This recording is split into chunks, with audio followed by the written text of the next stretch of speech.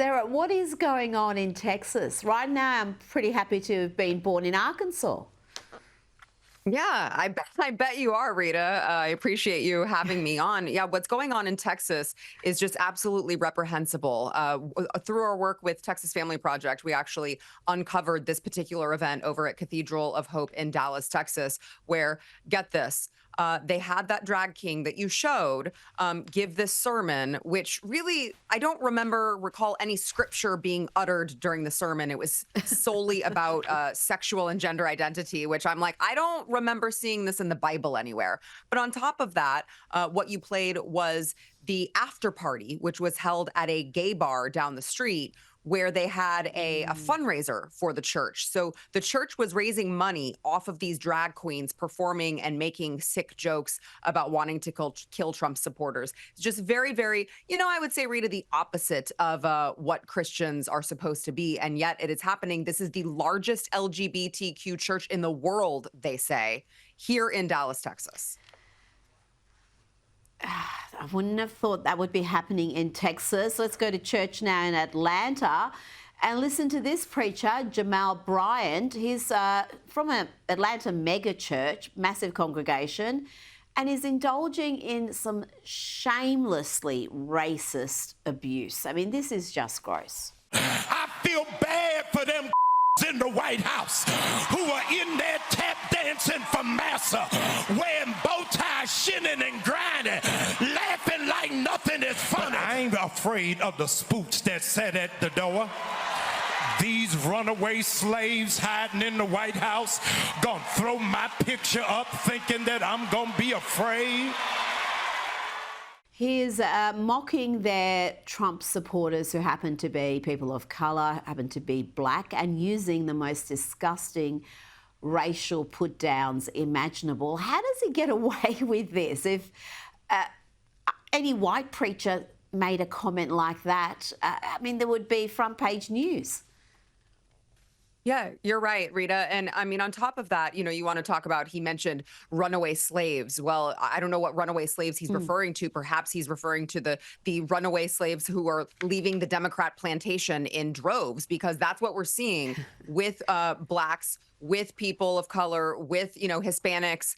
We are seeing these people because they're so tired of this divisive rhetoric. They're so tired of identity politics here in the state. That is why back in November, I'm sure everyone recalls, we had a mandate in this country. Overwhelmingly, we voted, record numbers of minorities voted for President Trump's agenda and vision. And it didn't include this divisive rhetoric that we hear from the Democrats. So they're getting away with it for now. You see this pastor, this preacher, who I believe has sort of a questionable history in and of itself, but they're getting away with it for now, Rita, but they are getting away with it less and less as time goes on. People are tired of it. They're done. Well, if you watch The Real Housewives of Potomac, you will know all about Jamal Bryant. His ex was Giselle, and you hear about all the affairs, all the love children. So, yeah, I don't know how he's a man of God, but here we are.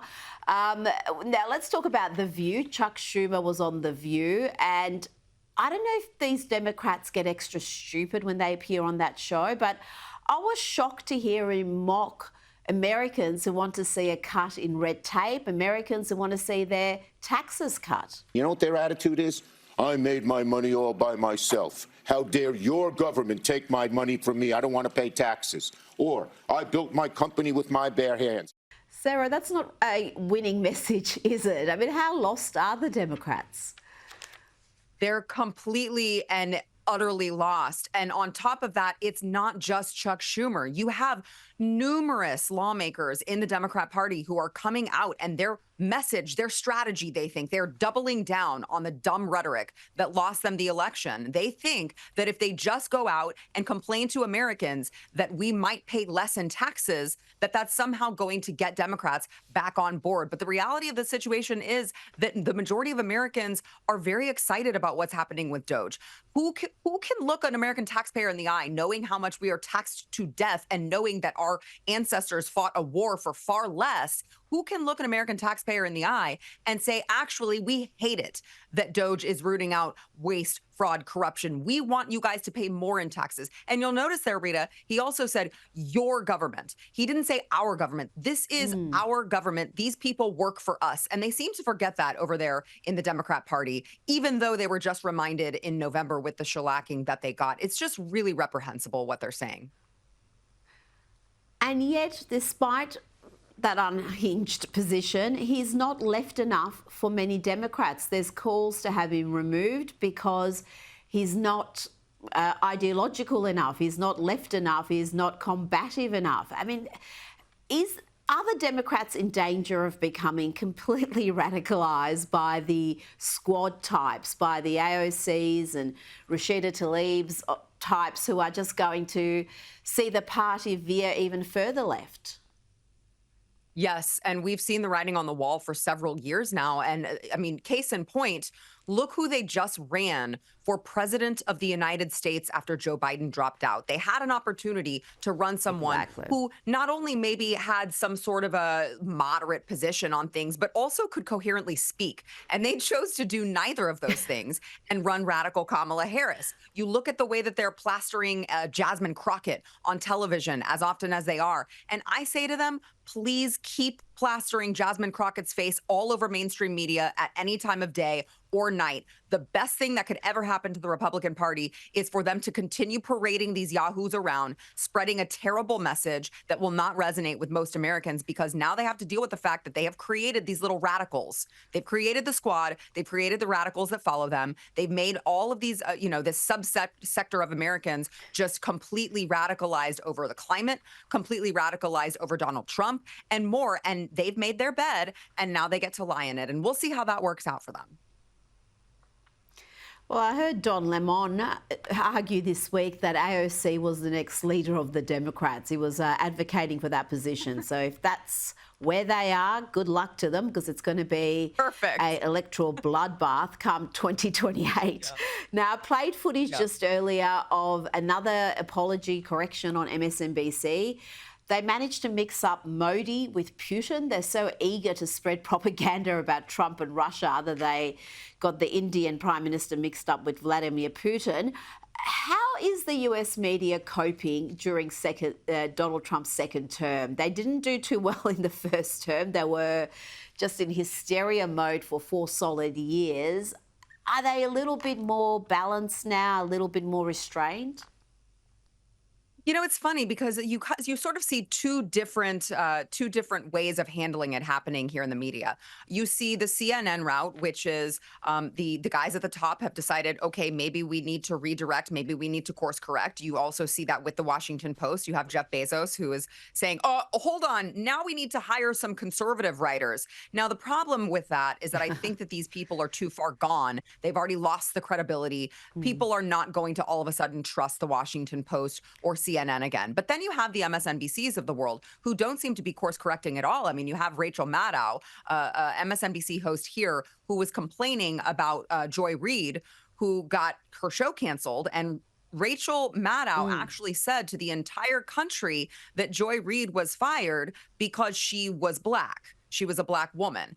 And so you have these two disconnects where there are certain media companies who have chosen to take the path of maybe trying to reconstruct their, the vision of where their future lies. And then there is the path of MSNBC. But the beautiful part about all of this, Rita, is that in all of these forms, they are losing viewers by the second. They are having to cut off staff. They are having to fire their hosts.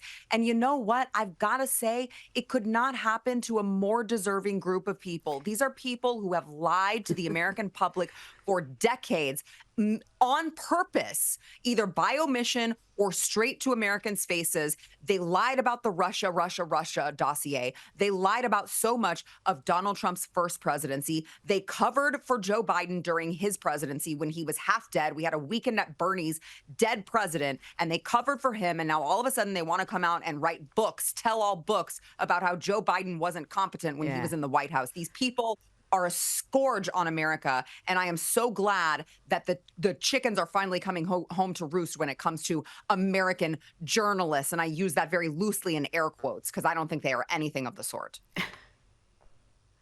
You are 100% correct, particularly when I saw Jake Tapper, of all people, putting out a book about the cover-up during Biden's presidency. He was complicit in that cover-up. He would attack those who suggested that the president had some form of cognitive decline.